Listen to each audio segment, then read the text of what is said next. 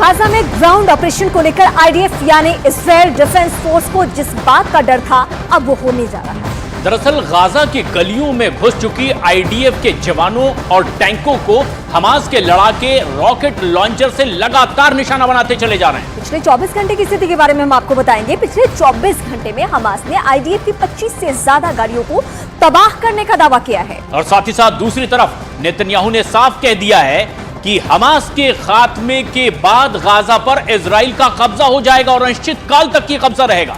और तब इजराइल एक नया गाजा बनाएगा जिस पर उसका पूरा कंट्रोल होने जा रहा है।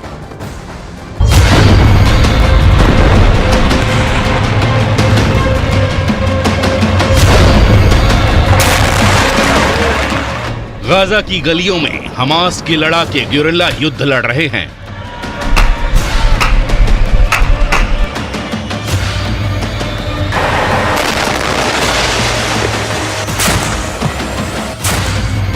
हमास के इलाके में घुसकर उसके लड़ाकों का शिकार कर रही है आईडीएफ।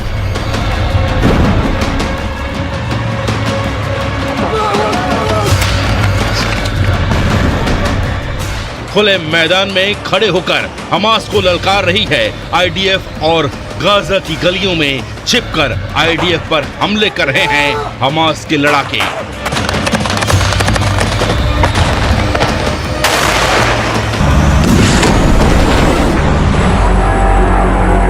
गाजा की वीरान हो चुकी गलियों में अब सिर्फ हमास बचा है, जिसे खत्म करने पहुंच चुकी है इजराइल डिफेंस फोर्स।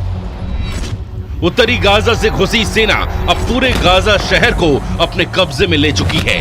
पूरे गाजा शहर को आईडीएफ घेर चुकी है, जिसका मतलब है कि अब गाजा शहर में मौजूद हमास के लड़ाकों के भागने के सारे रास्ते बंद हो चुके हैं। अब उनके सामने आईडीएफ से लड़ने के अलावा कोई रास्ता नहीं बचा है। लेकिन हमास के कायर लड़ाकों में न इतनी हिम्मत है और न ही इतनी ताकत कि वो आईडीएफ के सामने आकर उसे युद्ध के लिए ललकार सके।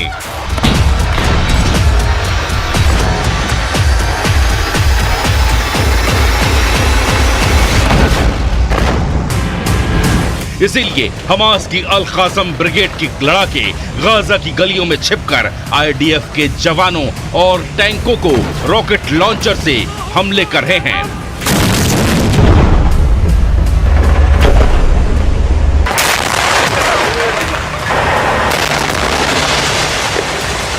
गाजा में घुसकर हमास का सफाया करना इजराइल के लिए बेहद चुनौतीपूर्ण और जोखिम भरा है। आईडीएफ जानती थी कि गाजा में घुसने पर वो चौतरफा हमास के निशाने पर होंगी, उन पर कहीं से भी हमला हो सकता है। लेकिन यही तो इजराइल की पहचान है। इजराइल ने उस लड़ाई को आजादी की दूसरी लड़ाई का नाम दिया है और कहा है कि ये यहूदियों का वजूद बचाने की जंग है।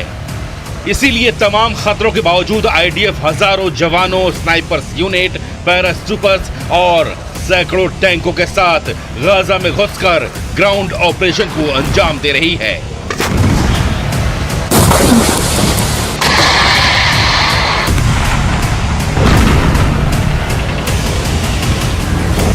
शनिवार को आईडीएफ पर हमले का ये वीडियो जारी करते हुए हमास ने दावा किया है कि उन्होंने अब तक इजराइल के 160 सैन्य वाहनों को पूरी तरह से तबाह कर दिया है। इनमें से इजराइल के 25 से ज्यादा सैन्य वाहनों को पिछले 48 घंटों में तबाह करने का दावा किया गया है। تدمير أكثر من 160 آلية عسكرية صهيونية تدميرا كليا أو جزئيا منذ بدء العدوان البري للعدو، منها أكثر من 25 آلية خلال 48 ساعة الأخيرة في مواجهة غير متكافئة، لكنها हालांकि इजरायली सेना को निशाना बनाकर किए जा रहे हमलों में खुद हमास के लड़ाके भी मारे जा रहे हैं। इजरायली सेना का दावा है कि युद्ध की शुरुआत से अभी तक गाजा की तरफ से इजराइल पर दागे गए करीब 1000 रॉकेट गाजा में ही गिर गए, जिसमें गाजा के आम निवासी मारे गए। उधर इजराइल के पीएम बेंयामिन नेतन्याहू ने एक बार फिर अपना प्रण दोहराते हुए कहा कि गाजा से हमास का नामो निशान मिटा देने तक इजराइल